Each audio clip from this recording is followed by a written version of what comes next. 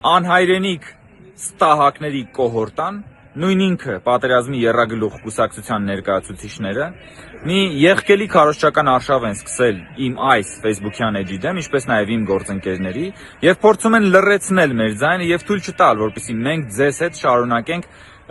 խոսել ճշմարտության մասին եւ մերկացնել նրանց եղկելի ու սրբապիղծ պարագլուխներին, ինչպես նաև մերկացնել նրանց սրբապիղծ նպատակներն ու պլանները։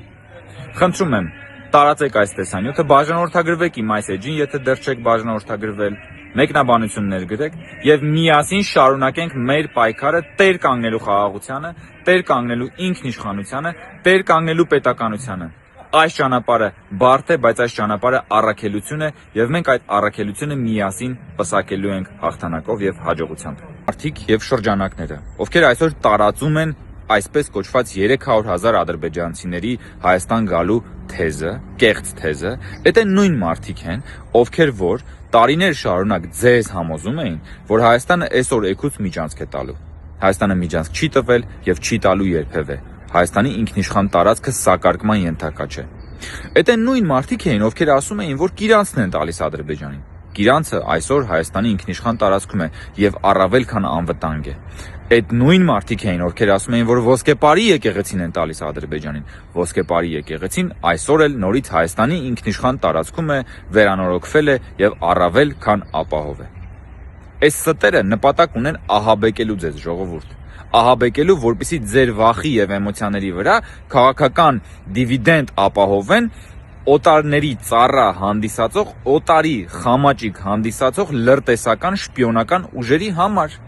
որոնք որ զբաղված են պետական դավաճանությամբ եւ որոնք որ այսօր Հայաստանում հանդիսանում են ուրիշների տրոյական ձի ներդրված մեր պետության մեջ օտարի շահի սպասարկման համար։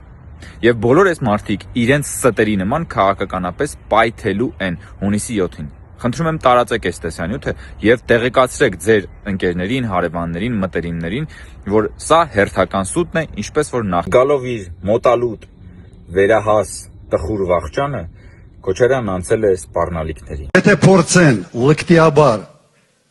հաղթանակը տանել մեզանից, ուրեմն ստանալով են հեղափոխություն։ Թե բա հեղափոխություն կանենք, թե բա մեր հաղթանակը։ Ինչ հաղթանակ։ Դու հիմա կռիվ ես տալի նշաձողի տակ չմնալու համար։ Հիմա սողում եք,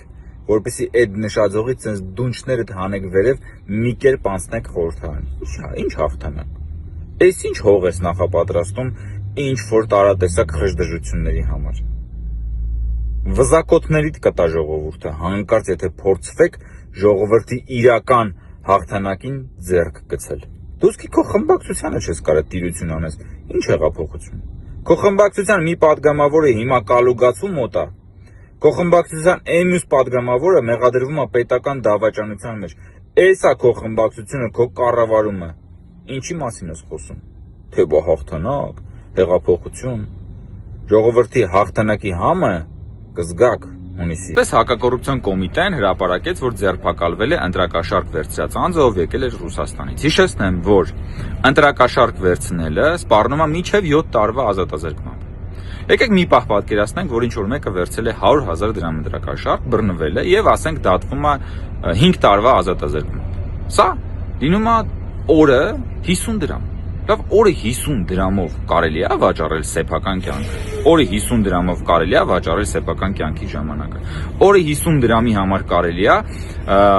գնալ մեկուսարան եւ զրկվել սեփական ընտանիքի հարազատների, սեփական ազատությունը վայելելու հնարավորությունից։ Դեռ մի կողմ, որ օրը 50 դրամով ոչ մի կերպ չի կարելի վաճառել սեփական պետության ապագան, սեփական ձայնը,